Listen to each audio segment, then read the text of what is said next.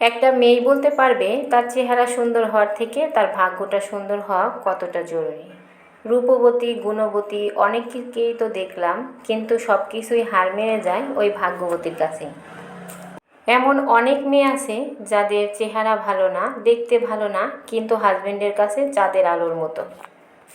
আবার অনেক সুন্দরী আপু আছে যাদের হাজবেন্ডরা বাসায় সুন্দরী বউ রেখে পরকিয়া করে বেড়ায়। এমন হাজারো মেয়ের গল্প আছে হাজারো মেয়ের কাছে। কেউ সামনে এসে বলে বেড়ায়, আবার কেউ অগোচরে কেঁদেও বেড়ায়। জীবনে আপনি যত কিছুই করেন না কেন, ভাগ্যটা যদি ভালো থাকে সব কিছুতেই আগানো যায়। আপনি যে কাজেই যাবেন, যেখানেই যাবেন, সেখানেই দেখবেন ভাগ্যটা ঠিকই ভালো হয়েই ফেরে।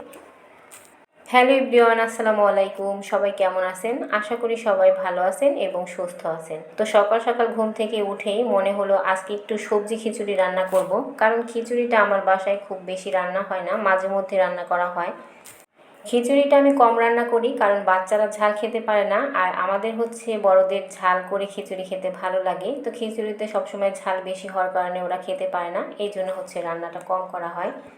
সকালবেলা ঘুম থেকে উঠেই তো সবজি খিচুড়ি রান্না করে নিয়েছিলাম, আর সবার খাওয়া দাওয়া হয়ে গেছে। আর এদিকে আজকে হচ্ছে আমি চলে এসেছি আমার ক্যাবিনেটটা পরিষ্কার করার জন্য। তো পরিষ্কারও করে নিয়েছি, কিন্তু এই গ্লাসের মধ্যে থালা বাসনগুলো রেখেছিলাম, সেগুলো প্রচুর ধুলাবালি পড়েছিল। যতই পরিষ্কার করি না কেন, ধুলা যেন কোথা থেকে এসে জমাট বেঁধে থাকে, আর এগুলো পরিষ্কার না করলে তো আবার ভালো দেখা যাবে না, সেজন্য এটা আবার পরিষ্কার করে আবারও গুছিয়ে রাখছি। মেয়ে মানুষের সংসারে ভাঙা কুটোটা অনেক শখের হয়, কারণ শখ করেই সব জিনিসগুলো কেনা হয়। ভাঙা জিনিস অনেক সময় ফেলতে ইচ্ছা করে না, আর নতুন জিনিস সেগুলো সাজিয়ে রাখতেই বেশি ভালো লাগে। ঘরের যত কাজই করি না কেন, মাথার মধ্যে ঘুরপাক খাচ্ছিল দুপুরে রান্নাটা করব। আর এদিকে আমি হচ্ছে ইলিশ মাছ ফ্রিজ থেকে পেরে ভিজিয়ে রেখেছিলাম, তো সেটা এখন কেটে নিতেছি। আর ইলিশ মাছ আমি এখন আর কেটে রাখি না, আস্তই রেখে দিই, যখন যেটা দরকার সেটা পেরে তারপর কেটে নিই রান্নার সময়।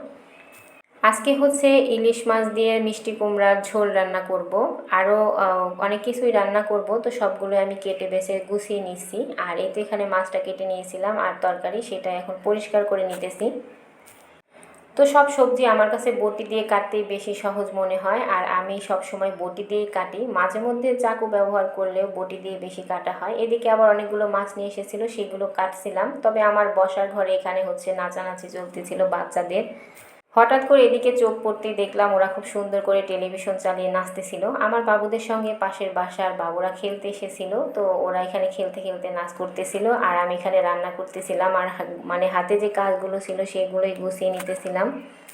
রান্না নামটা সহজ হলেও এটা করতে কিন্তু বেশ কষ্টের, আর এটা করতে আসলে অনেক কিছু গোছাতে হয়, অনেক কিছু পরিষ্কার করতে হয়, অনেক কিছু ধুতেও হয়। আর এই তো এখানে হচ্ছে আমি মশলা ছিল না, সেটা ব্লেন্ডার করে নিয়েছি, আর এখন হচ্ছে রান্না করে নিতেছি। মিষ্টি কুমড়ার সঙ্গে ইলিশ মাছ হচ্ছে চচ্চড়ি রান্না করলেও ভালো লাগে, আবার ঝোল রান্না করলেও খেতে কিন্তু বেশ ভালোই লাগে। তো এখানে আমি কিছু করলা কেটে নিয়েছিলাম, তো সেটা একটু ভাজি করে নেব। তো আমার মাছ রান্নাটা কিন্তু হয়ে গেছে, নামিয়ে নিয়েছি। আর একই কড়াইতে আমি হচ্ছে ভাজি বসিয়ে দিলাম। বারবার করে একটা একটা করে কড়াই পেরে তারপর হচ্ছে রান্না করে, রান্নাঘর যেহেতু বেশি বড় না ছোট, তো এখানে গাদাগাদি করে রাখার থেকে আমি যা রান্না করি সেটা বেড়ে রেখে তারপর হচ্ছে আমি কড়াইটা ধুয়ে আবার রান্না বসাই দিই। তো এখানে আমি গরুর মাংস ভিজে রেখেছিলাম, তো সেটা এখন রান্না করে নিতেছি।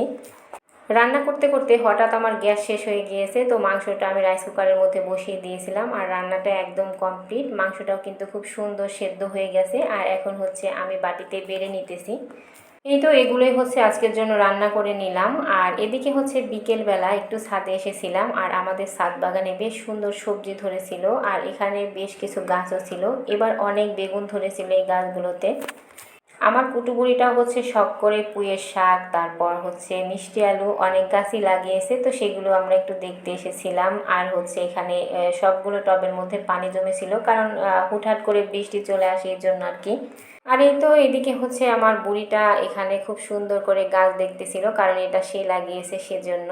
আর এই তো গাছগুলো বেশ সতেজ আর সুন্দর ছিল, আর যত্ন জানলে সব জায়গাতেই কিন্তু খুব সুন্দর করে গাছ মানে ফলানো যায়, ফলও হয়, মানে ধরে সব কিছু আর কি। এই তো আজ এই পর্যন্তই ছিল। তো সবাই ভালো থাকবেন, সুস্থ থাকবেন, আবারও দেখা হবে অন্য কোনো নতুন ব্লগে। আর আমার ভিডিওটা কেমন লাগলো অবশ্যই কমেন্ট করে বলবেন, আর ভালো লাগলে শেয়ার করতে কিন্তু ভুলবেন না, আর একটা লাইক দিয়ে যাবেন। সবাই ভালো থাকবেন, আল্লাহ হাফেজ।